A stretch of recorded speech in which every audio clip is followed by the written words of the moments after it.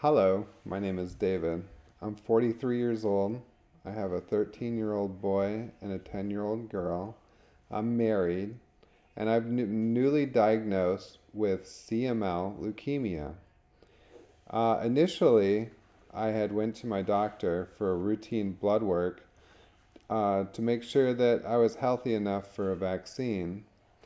Upon receiving the results, I found out that my white blood cells were high, and we thought it may be related to the fact that I was taking NMN, nicomycin, um, and so my doctor ordered me to stop taking the cellular supplements and my vitamins just to see if that was the cause. A month later, we redid the white blood cell test and found out that it was still high, and quitting the supplements hadn't really worked. I started to look around and see if maybe I had an infection somewhere. Old hernia surgery was having, maybe I didn't know about an infection there. And my doctor sent the blood work over to a hematologist, oncologist, and they called me from the cancer center. And I said, I'm sorry, you're mistaking, but I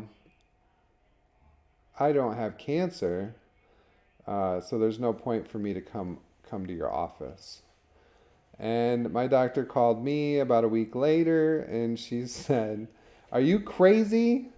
Why did you cancel with the oncologist?" And I was like, "Because I don't have cancer. It has to be something else."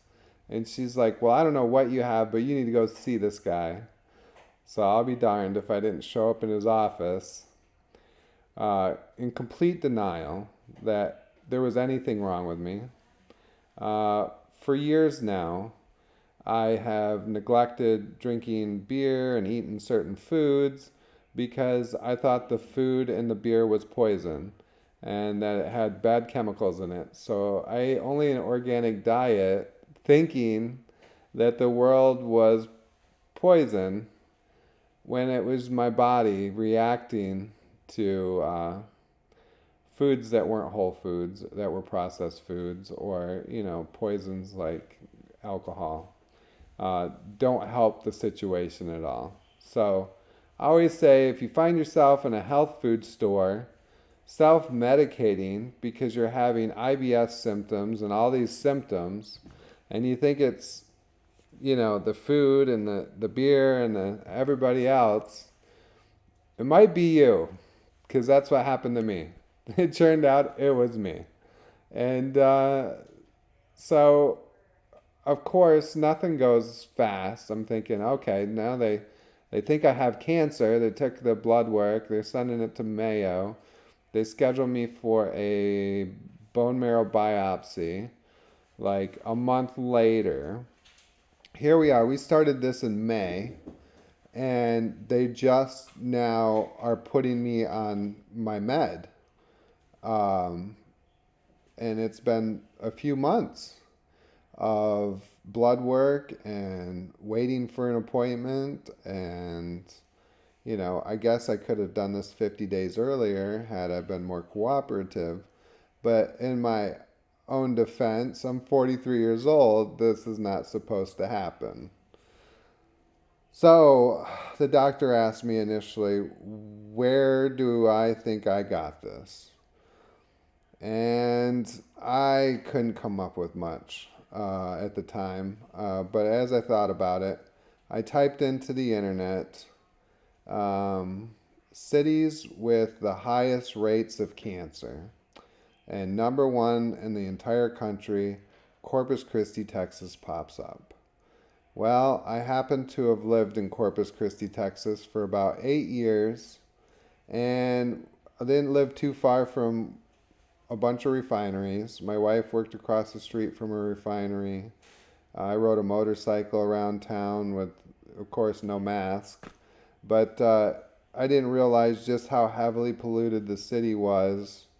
And, you know, if I had to guess where it happened, and from what I can find on the internet, I would say it had to be the time that we live down there in Corpus Christi. I did start to lose my hair while we were living there, started getting inflammation problems, and so all that happened while I was living there.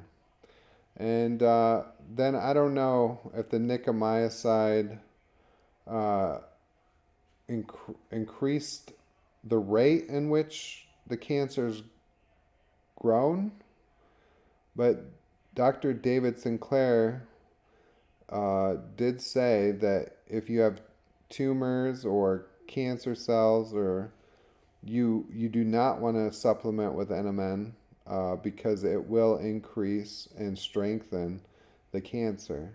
And of course, I had no idea until recently that that was the case.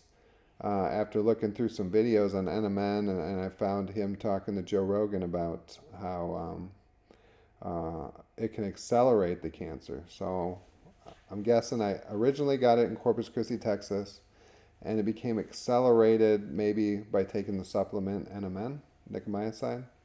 Um, Other than that, if you have any other questions about what I've covered so far, please put them in the comment section, and I will try to get to them as best as I can. I guess the other thing I want to cover is my bone marrow biopsy. So I went in for the bone marrow biopsy. They do a little Novocaine, and then they go a little deeper and to the bone from through the back. They numb around the bone, and then they put their uh, uh, guide, I suppose, a guide in there. And all the time, all you do is feel pressure, and that's pretty much it, just pressure. And then they have the needle, they put down the guide to draw your bone marrow out. It only took maybe 10 minutes. My bones are really tough, she says, so it was hard for her to get the needle in there, which was a good sign. I'm glad to hear that. And they pulled the bone marrow out, of course, and got everything they needed. I laid there for just a few more minutes on my side or on my back. And, it was sore that day. By the next day, I didn't feel, or I felt it in the morning, the afternoon, but by the evening I could play basketball again and shoot around and stuff. And it really only bothered me when I laid down on it or sat down on it. So that lasted for about 4 or 5 days, I suppose, after the bone marrow biopsy. I want to get into taking the medication, and that will be my next video because I'm sure it's going to be a popular one for a lot of people. I was really afraid to take the medication, and it took a lot of prayers to get me there. Don't forget to subscribe because I'm going to continue to put out these updates on my story with CML and what's happening. Go ahead and put on the notification as well if you don't check it regularly. All right. Thank you for watching this again, and I hope some of this content will help you.